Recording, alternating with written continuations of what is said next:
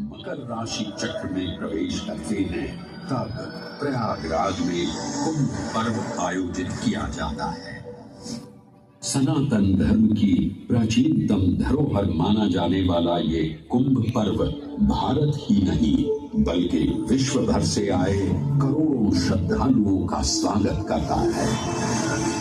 कुंभ पर्व केवल एक पर्व ही नहीं बल्कि एक तीर्थ का अवसर भी है, जहां लाखों करोड़ों श्रद्धालु कल्पवास के नियमों का पालन करते हैं।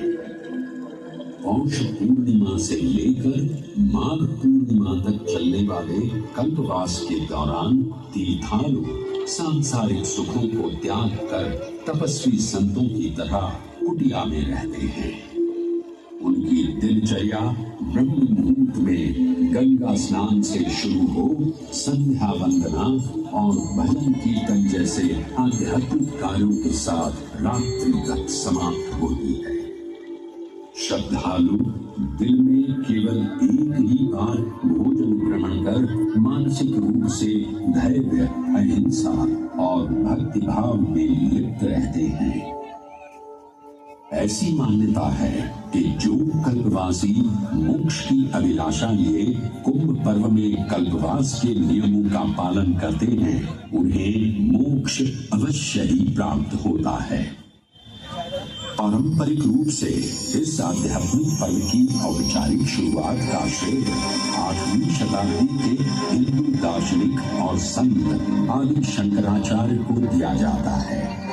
उन्होंने न केवल 4 पवित्र मठों पुरी, श्रृंगेरी, द्वारका और बद्रीनाथ की स्थापना की थी, बल्कि सन्यासी परंपरा को जीवित रखने हेतु 10 सन्यासी व्यवस्था का गठन भी किया था, जिसके अंतर्गत निर्माणी, अटल, निरंजनी, आनंद, जूना, आवाहन और अग्निसात नामक 7 अखाड़े निर्मित हुए। आदि शंकराचार्य का उद्देश्य शास्त्रों के ज्ञान को आपस में साझा कर सनातन धर्म के दार्शनिक आधारों को सुदृढ़ और परिपक्व करना था। अतः धर्म की सभी शाखाओं को संगठित रखने हेतु आदि शंकराचार्य ने प्रयाग की भूमि पर कुंभ पर्व को पुनः आयोजित किया। आज के इस दौर में कुंभ पर्व की महत्ता का अनुमान इसी बात से लगाया जा सकता है कि यूनेस्को द्वारा मानवता की अमूल्य सांस्कृतिक विरासत की प्रतिनिधि सूची में इस पर्व को शामिल किया गया है।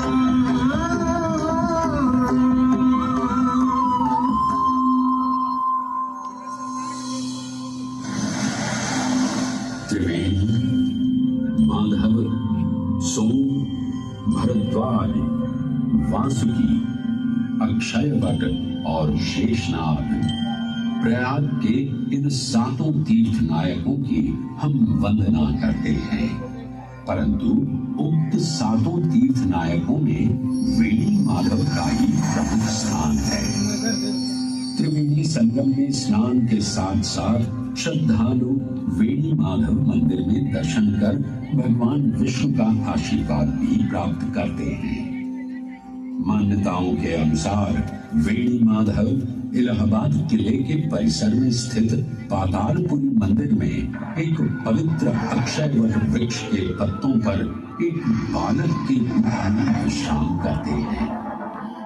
पौराणिक कथाओं के अनुसार अक्षयवट एक शाश्वत वृक्ष है जो भगवान विष्णु का स्थायी निवास है, जहां से वे सृष्टि का पुनः निर्माण करते हैं। त्रेता युग में भी अक्षयवट वृक्ष का उल्लेख देखने को मिलता है। कहा जाता है कि भगवान श्री राम, माता सीता एवं अनुज लक्ष्मण अपने वनवास काल में इस स्थान पर आए थे। वैसे तो भगवान श्री राम का वनवास प्रयाग में श्रृंगी ऋषि को समर्पित श्रृंगवेरपुर धाम से आरंभ होता है। ये वही स्थान है जहां निषाद राज गुह ने भगवान श्री राम, माता सीता और अनुज लक्ष्मण को गंगा पार जाने के लिए सहायता प्रदान की थी। श्रृंगवेरपुर से प्रभु श्री राम ऋषि भरद्वाज के आश्रम पहुंचे थे। भरद्वाज मुनि बसहि प्रयागा, गोस्वामी तुलसीदास जी ने रामचरितमानस में ऋषि भरद्वाज का निवास स्थान प्रयागराज ही बताया है।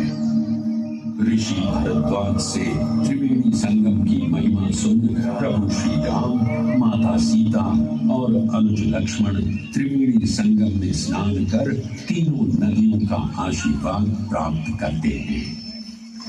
इसी कड़ी में एक प्रचलित कथा के अनुसार संगम तट पर ही माता सीता ने प्रभु श्री राम से महादेव और परम शक्ति मां पार्वती की आराधना करने की अपनी मनोकामना को व्यक्त किया था, जिसके उपरांत प्रभु श्री राम ने यमुना तट पर भगवान भोलेनाथ और मां पार्वती को समर्पित एक मंदिर का निर्माण करवाया, जिसे आज हम मनकामेश्वर मंदिर के नाम से भी जानते हैं।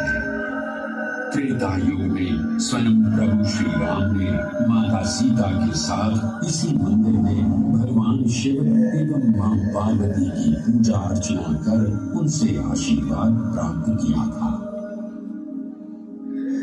महादेव के इस प्राचीन मंदिर से अगर थोड़ा आगे चले तो उन्हीं के अनुसार